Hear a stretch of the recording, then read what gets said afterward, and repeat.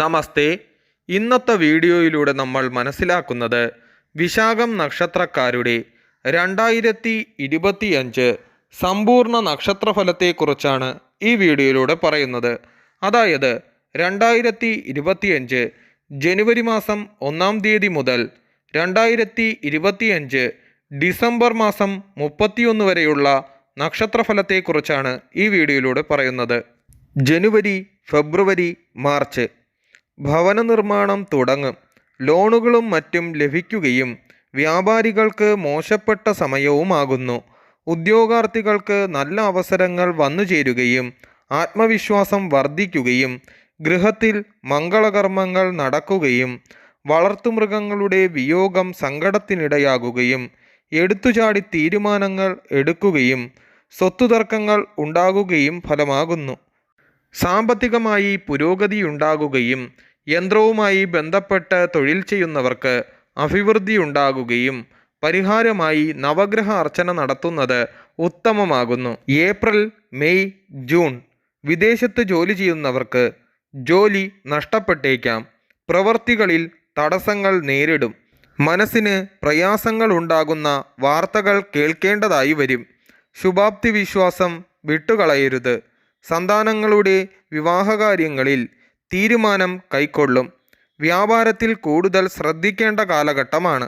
അന്യരിൽ നിന്നും പണം കടം വാങ്ങുകയും ഉദ്യോഗാർത്ഥികൾക്ക് ഉദ്യോഗം ലഭിക്കുകയും സന്താനങ്ങളുടെ അഭിവൃദ്ധിയിൽ സന്തോഷിക്കുകയും കർഷകർക്ക് നഷ്ടത്തിനും സാധ്യതയുണ്ടാകുന്നു. പരിഹാരമായി കൃഷ്ണന് പാൽപ്പായസം അർപ്പിക്കുന്നത് ഉത്തമമാകുന്നു.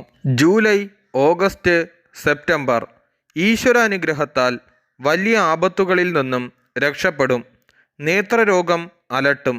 കളവ് പോയെന്ന് കരുതിയ സാധനം വീട്ടിൽ നിന്നും തന്നെ തിരികെ ലഭിക്കും.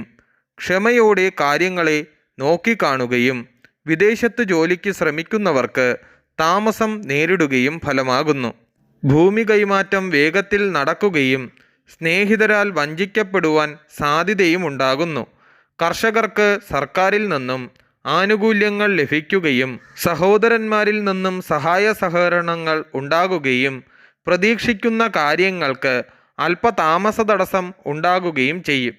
പരിഹാരമായി ശിവന് ജലധാര സമർപ്പിക്കുന്നത് ഉത്തമമാകുന്നു.